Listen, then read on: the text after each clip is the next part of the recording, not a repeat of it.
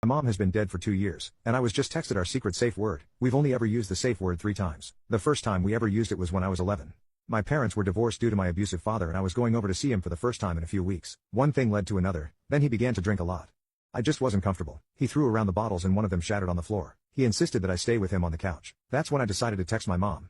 Our safe word was 2 punctuations. If I used 2 of any punctuation at the end, that meant I needed help or wanted to leave but didn't want a person near me to know. Hey mom.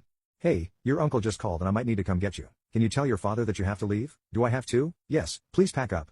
That way I saved face and could blame my mom. I did use it from time to time, but it was rare. I knew I always had that safety net growing up though. I was pretty safe in the area we lived in. It was a small town on the outskirts of a college town and I was advanced for my age, so most of my friends were the kids my mom was always around with the shelters, and they were pretty laid-back kids for the most part. I didn't hang out with any rebellious kids and never really did anything stupid enough to be noted until college. When I started college 2 years early, I realized really quickly how safe my little town was. I was graduating early and only 16, but the college I went to was the one right next to our town and I could live at home and drive to campus and such. I had gotten drunk a small handful of times, but my friends and I were always safe and didn't drive. My first frat party was a lot. I'd never seen so many drunk people doing such crazy stuff. It was exhilarating but also really overwhelming. I ended up finding a quiet corner with a few people chilling. I struck up a conversation with a cute guy and he offered to get me a drink. I know, dumb naive girl. I didn't think twice and drank the drink. About 10 minutes later, I started feeling really strange and went to the bathroom. I had my phone in my hand while I heard the guy knocking on the door, but I could barely see my screen as I texted my mom. I'm on Ratford Street.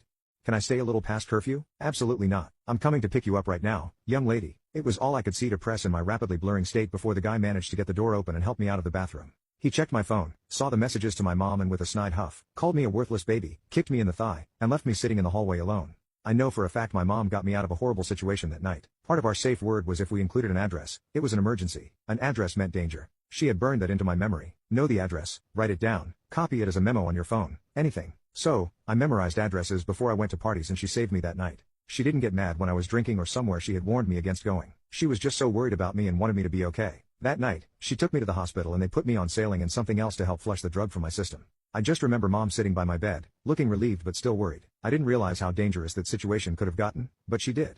Beyond that, I don't remember ever needing a safe word. She talked to me and told me the hard truths of being a young woman in today's world after I sobered up, and I've been very careful ever since. Last month, my mom passed away from a fatal heart attack. She had always had a weak heart and she was saving up money to get a pacemaker, but it just didn't happen fast enough. I was completely devastated. I thought of my mom as a permanent fixture in my life, the rock that was always keeping me grounded and safe. She was immortal in my eyes and I didn't know what I was going to do, how I was going to move on with my life without my confidant, my protector. I just didn't know what to do when I opened her door and she wasn't there. I just cried. Knowing she would never be there again was just so horrible. I texted her phone and it rang on the table. I looked at it and wanted to throw it across the room, but I would never do that. I could never do that. She loved that damn phone. She loved being able to have her pictures and music all together and play her phone games. She would sit and watch short films and funny videos for hours after she should be sleeping. It was her guilty pleasure, that phone. That's when the thought struck me. I remember the funeral director told me I could place items in her casket that were important to her, and I decided then and there I would clone her phone on my computer to save all her data and pictures, and I would give her her phone.